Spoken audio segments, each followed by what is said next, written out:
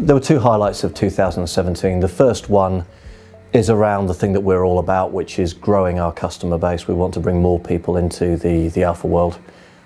We had some great customer wins, really good strategic partners that we're going to be working with from 2017, and that was great. And we're also seeing a really good pipeline of new customer opportunities coming through.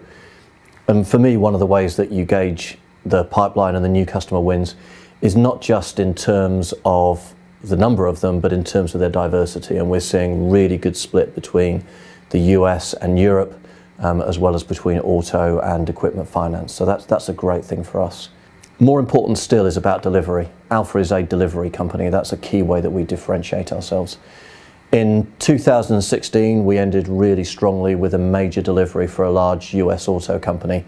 And in 2017, we had an unprecedented delivery record. We had 5 new organisations going live, getting value from the Alfa software, including unbelievably 2 on the same weekend. And personally, I've never had 2 thank you emails from customers on the same weekend, so that was a real personal highlight for me.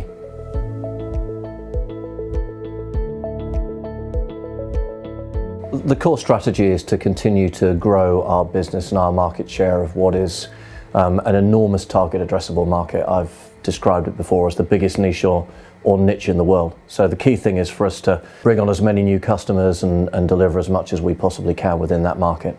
I've talked about delivery already and how it's such an important part of our business model. The other key part of our business is the software and the quality of the software. And so we'll continue to grow our Alfa product, continue to add functionality, continue to add flexibility, and we'll continue to do that within the unique model that we've always used in the past and will use in the future of having that single Alfa product serving the entire asset and automotive finance market.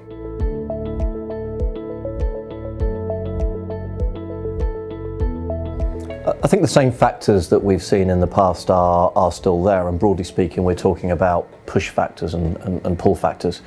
Push factors are the ones that people have no control over, either in terms of sunsetting existing legacy platforms and moving to more modern platforms like Alfa, and also regulatory change that comes in, and a lot of people start their journey towards systems replacement because of some regulatory change that's out there in the market, and we're still seeing those. The pull factors are where people have more discretion. People are still wanting to achieve the same kind of things, workflow and automation, being able to release new products within the market, and just having that general flexibility to compete through their systems. I think the change that we've seen towards the end of 2017, and that change is now ongoing, is that technology and the role of technology is playing a much greater role as a pull factor. And certainly here at Alfa, we've done an awful lot of work in terms of positioning and investing in digital in order to fulfill that requirement.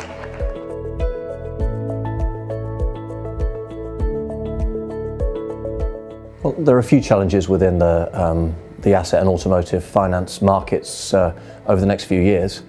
One of them is the challenges that are out there within the automotive finance world. There's been plenty of talk about things like PCPs over the past 12 months. I think our perspective on that is that, first of all, there will always need to be finance of some kind in order to sell vehicles, and that the market will evolve. And actually, in many ways, it's a real opportunity for that market as asset finance starts to turn into more of a usership model, and people will need technology in order to support that. The other thing that we see in the coming years is, I guess you could describe it as the role of the middleman, and whether asset finance is sold directly through dealerships or through bank branches, or actually sold as an unbundled product through challenger banks or supermarkets.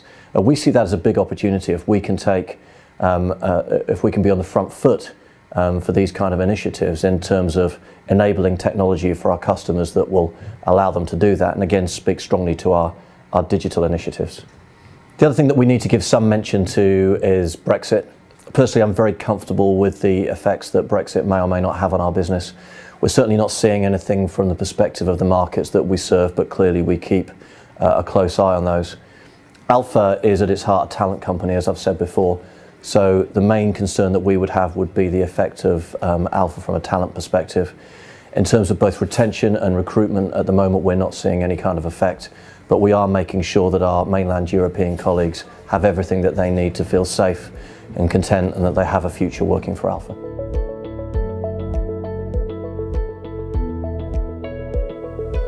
The challenges we at Alfa have going forward are around executing our vision and our strategy. Part of that is creating a sustainable partner ecosystem. 2017 was a landmark year in that we signed our first master services agreement with a global partner. We'll continue to work on signing up more partners, but to a limited extent. We want to have a small, close ecosystem of organisations that we can work hand in glove with in delivering Alfa and delivering more value for our customers. The second area is in continuing to innovate. I'm pleased with the plans that we have for Alfa going into 2018, and we're going to have lots of things, lots of new ways that we're going to be delivering value through the technology. Key amongst those is the idea of continuing our journey towards being able to implement Alfa with lower and lower friction. I've often described that as like the space race. We want to put somebody on Mars, but all of the little changes that we make along the way allow us to provide a better service in every way for all of our customers, with the end goal of being able to deliver Alfa simply and quickly for a whole new market of end users. The final area where we have to be conscious of the challenge is in something I've already talked about a couple of times. The most important aspect of our business, the talent of the people who work here. So we always need to do our very best to attract and retain the very best people that we can now on a global basis, and it's something that we're always thinking about and always trying to be better at.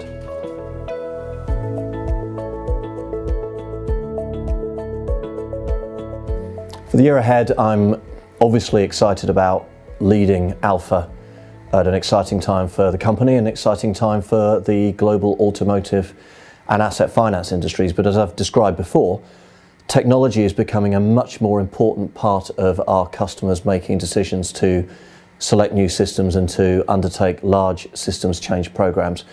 And the thing that's exciting me for the year ahead is the technology.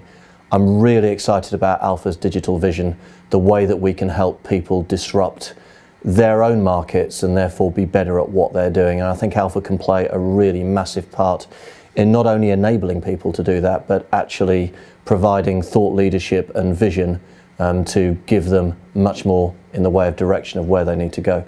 And that's what's exciting me. Fundamentally, what we're here to do is to help our customers do their job. And as their markets change and their environments change, we have to be well ahead of the curve in helping them to do that. And I think 2018 is going to be a massive year for us in technology.